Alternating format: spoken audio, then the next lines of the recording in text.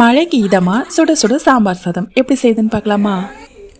ஒரு கப் அரிசி, அரை கப் பருப்பு, 2 டேபிள் ஸ்பூன் பாசிப்பருப்பு, 1 மணி நேரம் ஊற வச்சு வாஷ் பண்ணி எடுத்திருக்கேன். அரை டீஸ்பூன் எண்ணெய், தேவையான அளவு உப்பு, 5 கப் தண்ணி சேர்த்துக்கலாம். அரை டீஸ்பூன் மஞ்சள்தூள் சேர்த்து குக்கரை க்ளோஸ் பண்ணி 5 விசில் விட்டு ப்ரெஷர் குக் பண்ணி எடுத்துக்கலாம். ஒரு கடாயில் 3 டேபிள் ஸ்பூன் ஆயில், கடுகு, சீரகம், கருவேப்பிலை, சின்ன வெங்காயம் எல்லாத்தையும் சேர்த்து வதக்கிக்கலாம். வெங்காயம் வதங்கினதுக்கப்புறம் 2 தக்காளி நான் கட் பண்ணி வச்சுருக்கேன், அதையும் இதோட சேர்த்து வதக்கிக்கலாம். தக்காளி வதங்கினதுக்கப்புறம் அரை டேபிள் ஸ்பூன் உப்பு, அரை டீஸ்பூன் மஞ்சள்தூள் சேர்த்து நல்லா மிக்ஸ் பண்ணிக்கலாம்.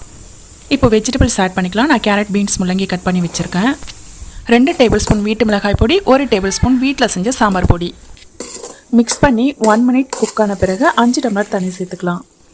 நல்லா கொதி வந்து காய்கறி வந்த பிறகு நான் ஒரு லெமன் சைஸ் புளி கரைச்சி எடுத்து வச்சுருக்கேன். அந்த புளி தண்ணியை இதோட சேர்த்து நல்லா கலந்து விட்டுக்கலாம். கொதி வந்த பிறகு நம்ம குக் பண்ணி வச்சுருக்க அரிசி பருப்பை சேர்த்து மிக்ஸ் பண்ணிக்கலாம். ஃபைனலி கொத்தமல்லி தூவி 1 டேபிள் ஸ்பூன் நெய் போட்டு மிக்ஸ் பண்ணி இறக்கிடலாம். சுட சுட சாம்பார் சாதம் ரெடி. கண்டிப்பாக நீங்களும் ட்ரை பண்ணி பாருங்கள். நம்ம சேனலை சப்ஸ்கிரைப் பண்ணிக்கோங்க.